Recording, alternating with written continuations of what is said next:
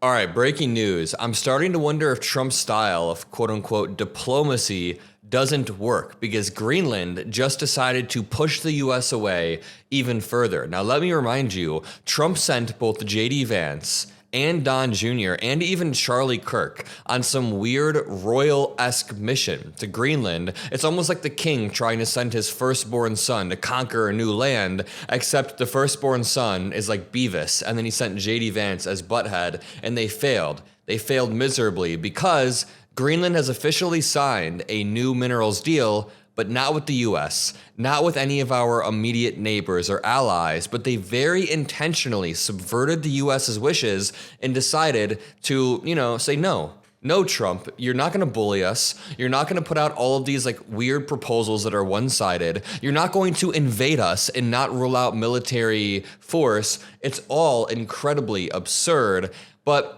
let's jump in to how we got here. First, I got this comment. You've earned my sub, Adam. Keep telling the truth. That means more than you know. If you want to join the crew, make sure you scroll down and hit the subscribe button. Okay, just to begin, there's this new theory. There's this new worry among world leaders that Trump brings them into the Oval Office just to have a quote-unquote televised WWE SmackDown. Now, this isn't really like a theory. We've seen it happen with Zelensky. We saw it happen with Ramaphosa yesterday. But the worst part is, it's all pretty bad.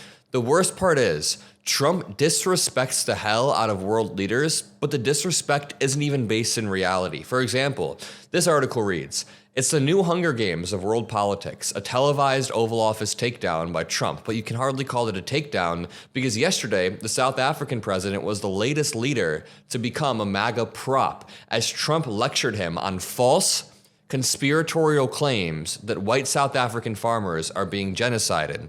And then a few months back, Zelensky had to get yelled at because of false, unsubstantiated conspiracy theories that Trump has eaten up. Our old, demented-ass president goes into the Oval Office and just yells at world leaders for no reason whatsoever. Why don't you yell at the world leaders who deserve it? Why don't you bring Putin in the Oval Office? Like, you know what? I'm going to say this right now.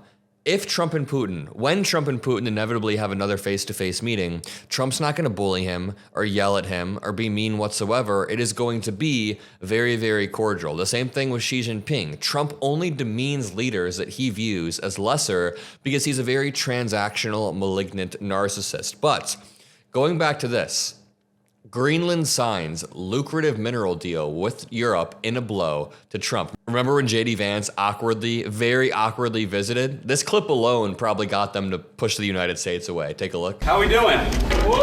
It's cold as here. Nobody told me. Well, thank you all for everything you do, and thanks for having us. So please sit down, guys. Please. I want you to eat your food. Usha and I are thrilled to be here. It's a really beautiful flight, actually. You fly over some pretty cool spots. I've never been to Greenland. Apparently, I'm the first vice president to ever visit Greenland, so that's a pretty cool thing. Yeah, because they're making an intentional move to prime the citizens of Greenland and also not even rule out military force. It's not diplomacy whatsoever. The Trump admin way over-postured on Greenland. They way overplayed their hand. Trump threatened them, bullied them, wouldn't rule out military force, but never actually proposed any substantial U.S. investment. No formal cooperation or proposals, no actual money that he flaunted, just headlines and bravado and sending his son and sending Charlie Kirk. Meanwhile, European nations kept their heads down, they engaged with Greenland's laws and regulations, and they struck a deal competently. Look at how it works when you're actually diplomatic. Like, just to zoom out for a second, there is a form of diplomacy that has worked for the past 100 years, let's say, that has allowed this level of peace and prosperity since World War II.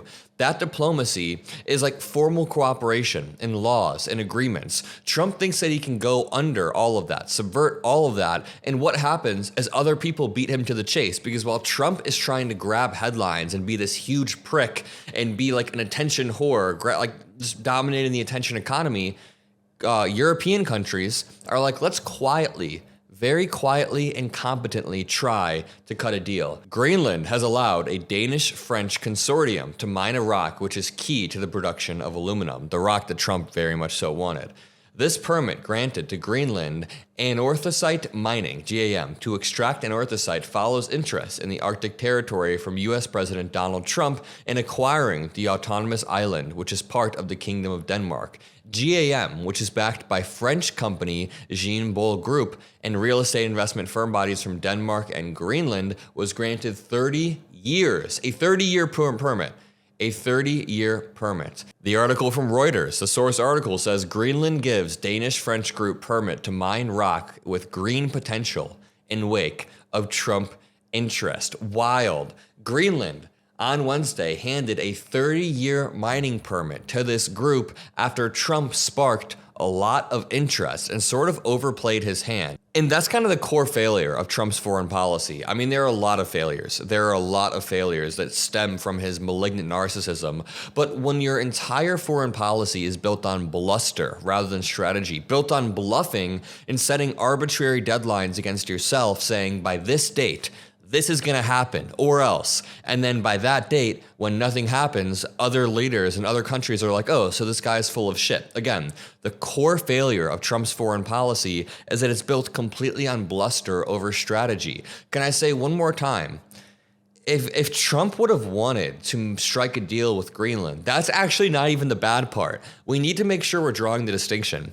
If Trump and his team had a detailed, formal proposal that followed Greenland's laws and regulations and was respectful towards Denmark, that would be different. You know, that's what Europe just did. European countries, rather, just were very quiet and very respectful, and they cut a deal, and it was mutually beneficial. But no, Trump said he's not going to rule out military force. He said Greenland should just become a part of the USA. This is actually such a good example. This is such a prime example as to why Trump's foreign policy, or policy in general, is just awful. You can't build it off of lies and expect people to respect you.